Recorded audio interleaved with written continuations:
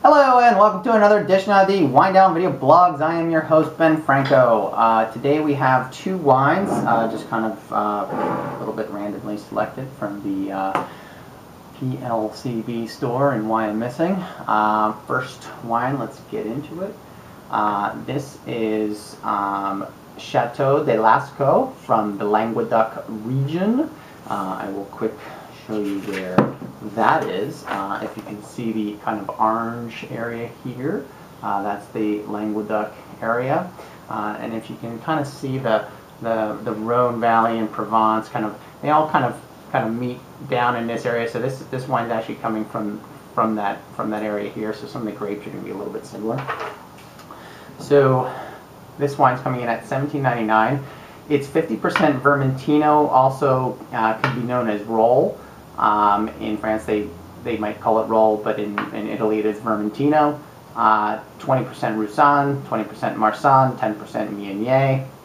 Oftentimes you will see the tandem, Roussanne and Marsanne. They usually like to travel together as far as grape varieties go. And I think I did see this was a 90-point spectator wine, so let's check it out. Very, very light straw color, not huge amount of depth, very, very light in color. Let's give it a little nose swirl.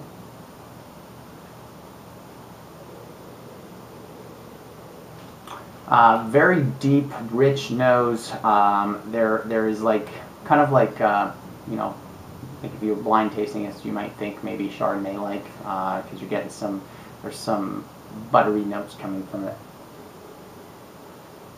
There's definitely kind of like more like a red apple, not like a tart apple, but more like a red apple.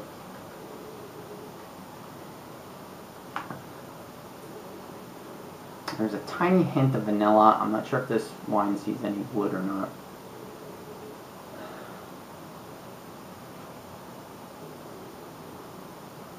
And like maybe a tiny hint of like a lemon citrus.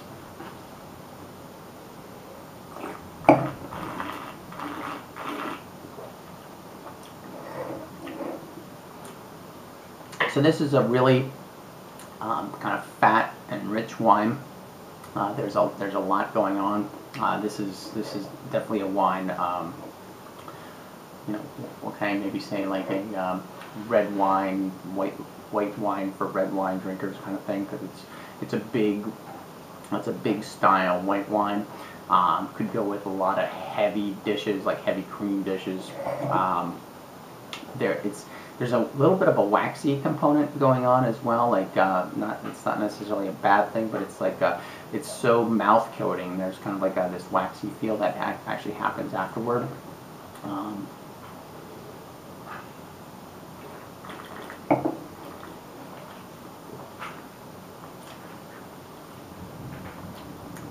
Baked apple, kind of a buttery richness, a little bit of citrus on the back end, but a really nice wine, a really good food wine. So if you kind of want something white wine that'll stand up to some heavier dishes, you know, and you want a Chardonnay alternative, I think this is a really good get.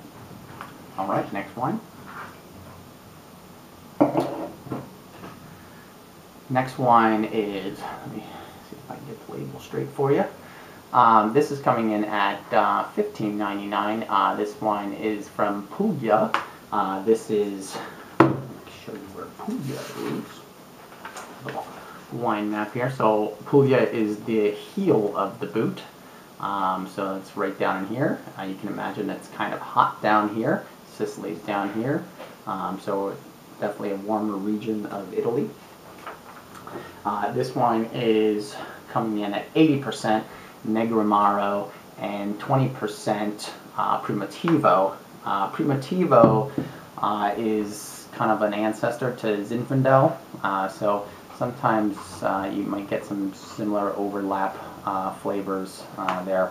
And this wine is also made using the appassamento process. So it's kind of made similarly to kind of how they make Amarone, but not to that extent. So they dry the grapes to some extent before they vinify them.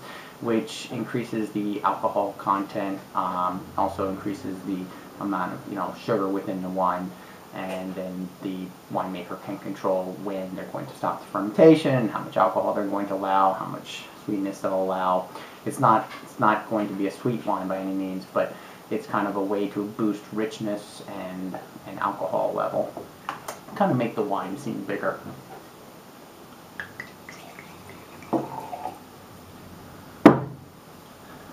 Nice deep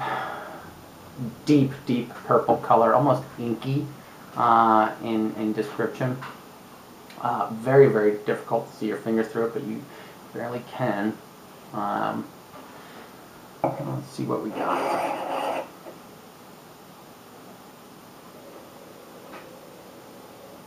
Kind of like strawberry rhubarb kind of thing going on.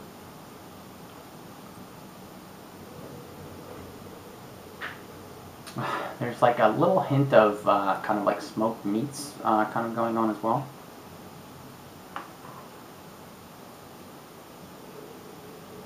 There's a little bit of like a red flower component, maybe like red rose, something of that nature.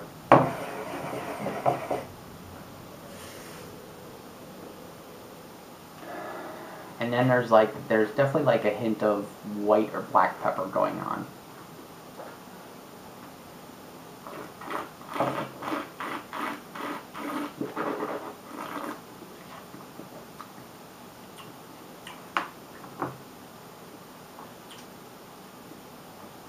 So with the appossamento process, for those of you who would like Amarone, this is kind of like your poor man's Amarone in a sense, because those background flavors are there, but it's not quite Amarone, obviously.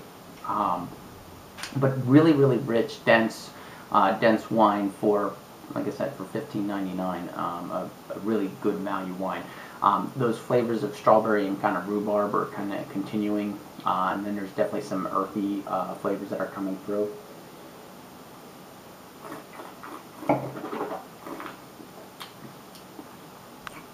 Tannin is there, good acidity, really, really good wine.